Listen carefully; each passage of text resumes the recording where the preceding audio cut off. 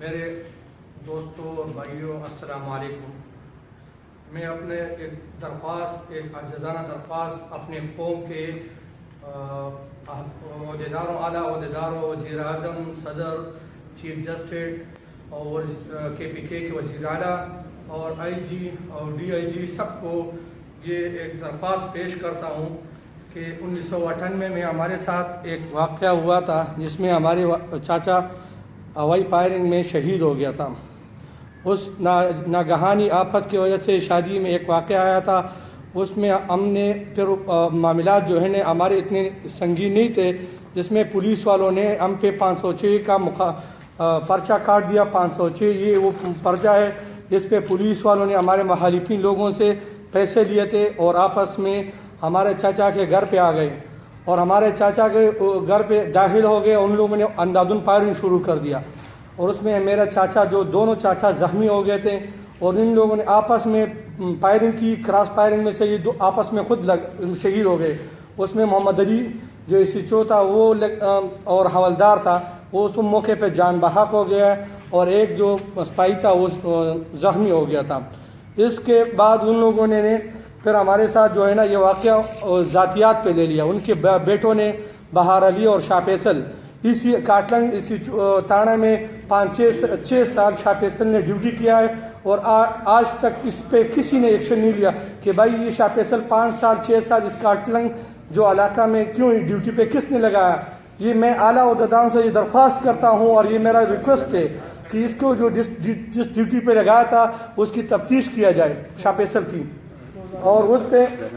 جو شاہ فیصل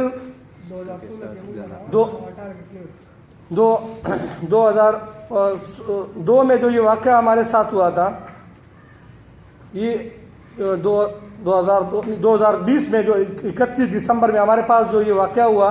یہ شاہ فیصل اور بہار علی اس کا متعلق جو بیان ولی اللہ نے میرا کزن ہے اس نے دیا ہوا ہے وہ ابھی بیان دے دے گا۔ یہ موقع کا شہادتی ہے یہ اور خلیل اللہ، تو یہ ابھی پریس کانفرنس میں لوگوں کو باتیں کر لیں گے۔ ابھی تک میں اس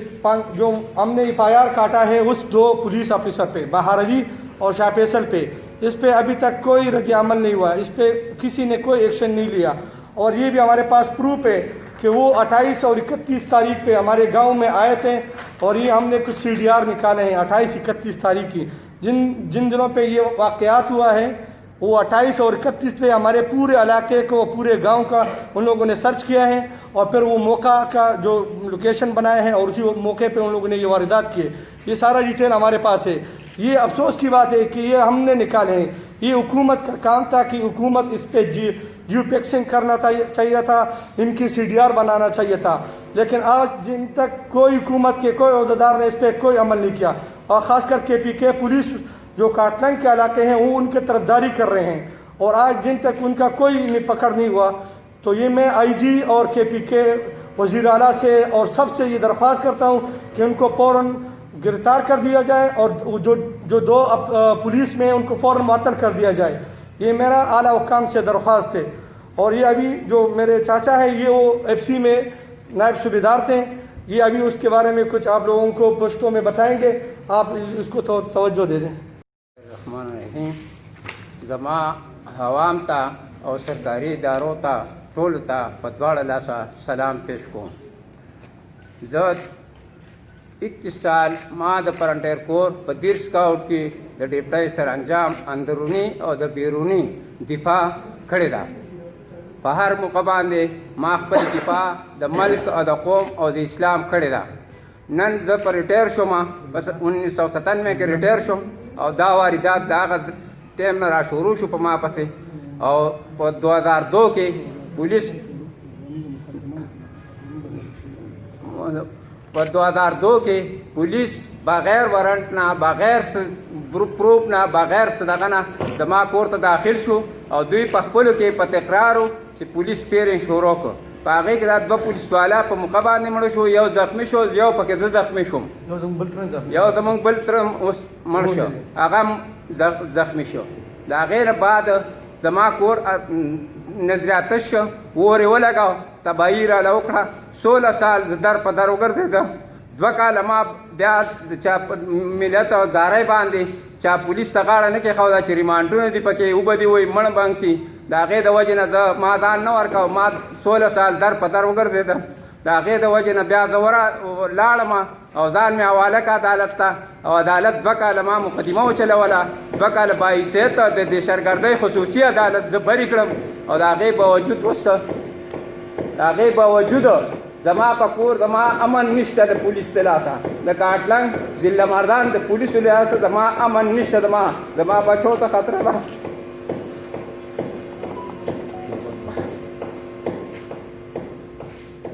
زما بچی تعلیم د لاسه دغه شو نامحرومه شو د هر یو شي د طرف نه زما چې تحفظ نه کېږي څه وجه ده دا ملک د پولیس دی که دا د عوامو دی که دا د ادارو دی څه وجه ده چې زمونږ حفاظت نه کېږي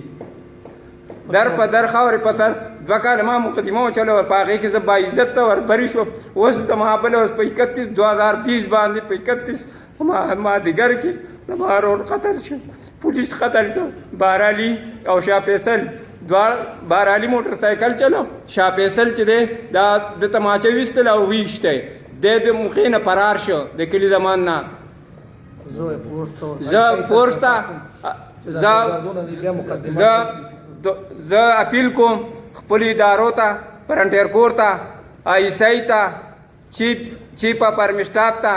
خصوصي عدالتونو ته سپریم کورټ های کورټ ته ټول ته زه اپیل کوم قومي او صوبایي اسمبلۍ ته وزیر اعظم او صدر ته زه اپیل کوم چې زمونږ په حال دې رحم وشي او زمونږ د تحفظ وشي که دا نمونه حالات نو دا څه وجه ده زمونږ د تحفظ وشي مونږ اپیل کو درخواست کو انصاف غواړو چې مونږ سره انصاف دې وشي په 2000 د ټولو میډیا ستاسو شکریا ادا کوم د پېښور پریس کلب د وقوع شوره په 31 دسمبر 2020 کې زه د والي صاحب سره په لاره روان وم د تره تپوس له تلو دی بیمار و زه د تره د والي صاحب سره واپسۍ کې راتلمه زمونږ د کلي کوڅه هغه سره واپسۍ کې زه راتلم په محله کې یو 2 پولیسواله په موټر سایکل سوار و بهار علي شاه فیصل او ولد محمد علي